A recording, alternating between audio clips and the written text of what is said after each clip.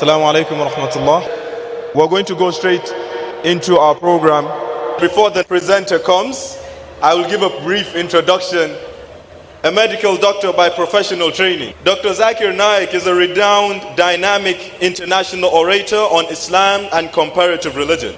His public dialogue with Dr. William Campbell of USA on the topic The Quran and the Bible in the Light of Science, held in Chicago, USA in April 2000, was a resounding success. His interfaith dialogue with prominent Hindu guru Sri Sri Ravi Shankar on the topic The Concept of God in Hinduism and Islam in the Light of Sacred Scriptures, held at Palace Grounds, Bangalore on 21st January 2006, was highly appreciated by people of both faiths. Sheikh Ahmed Deedat, the world-famous orator on Islam and comparative religion, who had called Dr. Zakir Naik Deedat Plus in 1994, presented a plaque May 2000 with the engraving awarded to Dr. Zakir Abdul Karim Naik for his achievement in the field of da'wah and the study of comparative religion. Son, what you have done in 4 years had taken me 40 years to accomplish, alhamdulillah. Dr. Zakir Naik appears regularly on many international TV channels in more than 200 countries of the world. He is regularly invited for TV and radio interviews. More than 100 of his talks, dialogues, debates, and symposia are available on DVDs. He has authored many books on Islam and comparative religion. The ideologue and driving force behind Peace TV network is Dr. Zakir Naik. He launched Peace TV English in January 2006, it being the largest watched Islamic as well as any religious satellite TV channel presently in the world, with over 100 million viewership, of which 25% are non-Muslims. In its footsteps, he launched Peace TV Urdu in 2008 June and Peace TV Bangla in April 2011. My dear brothers and sisters, another accomplishment for Dr. Zakir Naik is that this is the first lecture he is giving in Nigeria. My dear brothers, at Takbir. I introduce you all. Please give way for our Sheikh, Dr. Zakir Naik.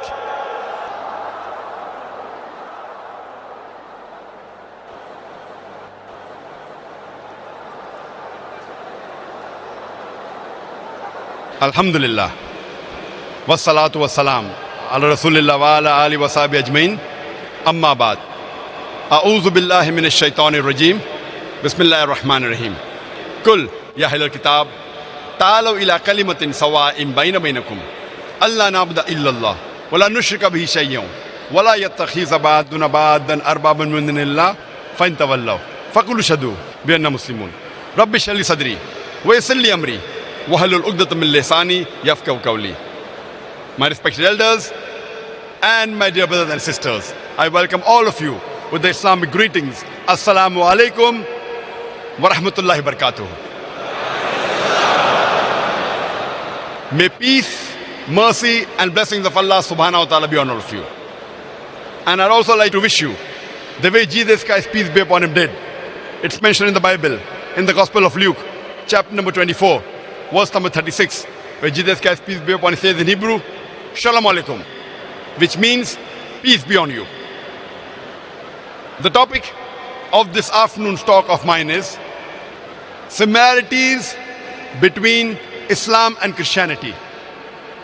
This is a very important topic, especially for this country, Nigeria, where I'm told the major two religions followed in this country are Islam and Christianity.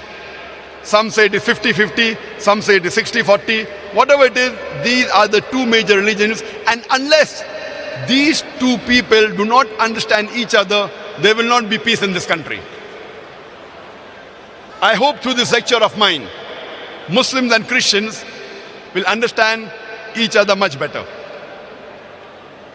Islam comes from the root word salam, which means peace. It is derived also from the Arabic word silm, which means to submit your will to Almighty God. Islam in short means peace acquired by submitting our will to Almighty God. And any person who submits his will to Almighty God is called as a Muslim. Many people have a misconception that Islam is a new religion which was founded by Prophet Muhammad, peace be upon him, and it came into existence 14 years ago. In fact, Prophet Muhammad, peace be upon him, is not the founder of this religion, but he is the last and final messenger of Islam. And Islam did not come 14 years back, but it is there since time immemorial, since man set foot on the earth. The glorious Quran says in Surah Fatir, chapter number 35, verse number 24, وَإِم مِّنْ أُمَّةٍ إِلَّا خَلَافِيهَا نَذِيرٌ. There is not a nation or tribe to whom we have not sent a warner. Allah says in the Quran in Surah Ra'd, chapter number 13, verse number 7, وَلِكُلِّ قَوْمٍ عَادٍ. And to every nation have we sent a guide.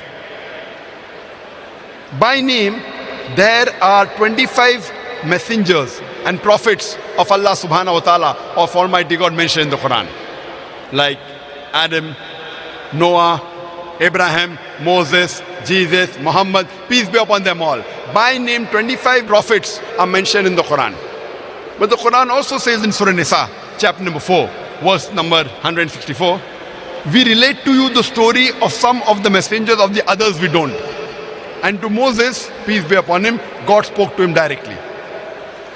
The Quran repeats the message in Surah Ghafir, chapter number 40, verse number 78.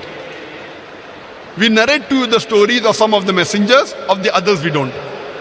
Our beloved Prophet Muhammad sallallahu alaihi wasallam said, it's mentioned in the Sahih Hadith of Mishkat al-Masabi, volume number 3, Hadith number 5737, which is also repeated in Ahmad ibn Hanbal, page number 265 and 266, where our beloved Prophet Muhammad sallallahu alaihi wasallam said that Allah subhanahu wa ta'ala has sent 124,000 prophets on the face of the earth. Our beloved Prophet Muhammad sallallahu alaihi wasallam says that Allah has sent 124,000 prophets on the face of the earth.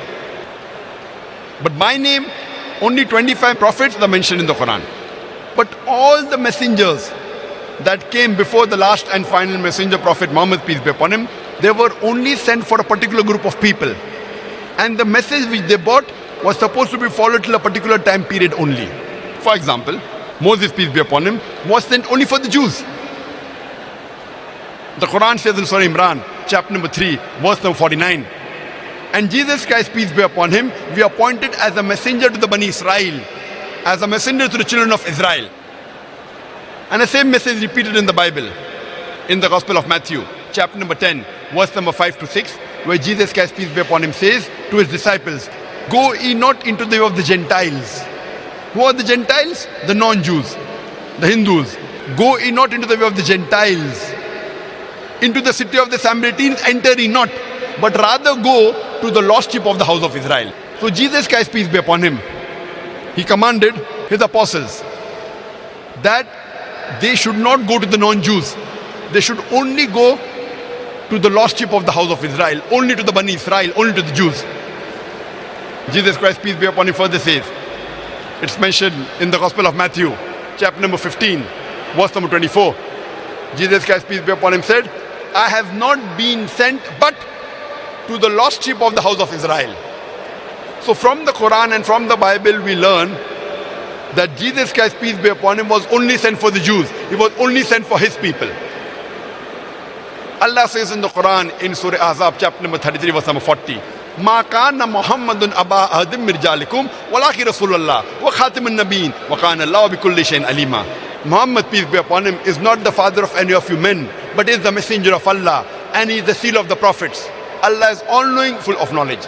So here the Quran says Prophet Muhammad, peace be upon him, is the last and final messenger sent on the face of the earth. Because Prophet Muhammad, peace be upon him, was the last and final messenger, he was not sent only for the Muslims or the Arabs. The Quran says in Surah Anbiya, chapter number 21, verse number 107, وَمَا أَرْسَلْنَاكَ إِلَّا رَحْمَةً لِلْعَالَمِينَ. We have sent thee not but as a mercy to all the creatures, as a mercy to the whole of humanity, as a mercy to all the worlds.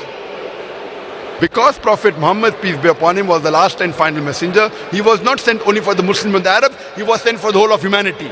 And this message is repeated in Surah Sabah, chapter number 34, verse number 28, where it says, وَمَا أَرْسَلْنَاكَ إِلَّا كَافَّةً لِلنَّاسِ Bashira wa Naziro, that we have sent thee not but as a universal messenger, giving glad tidings and warning them against sin. But most of the human beings, they do not know. And Prophet Muhammad sallallahu alaihi wasallam, he says in a Sahih Hadith, it's mentioned in Sahih Bukhari, volume number 1, in the book of Salah, chapter number 56, Hadith number 429. Prophet Muhammad sallallahu alaihi wasallam says that all the messengers that came before me were sent only for their people, but I am the last and final messenger sent for the whole of humanity. So because Prophet Muhammad, peace be upon him, was the last and final messenger, he was not sent only for the Muslims or the Arabs, he was sent for the whole of humanity. That's the reason Prophet Muhammad, peace be upon him, is prophesied in the scriptures of all the major world religions.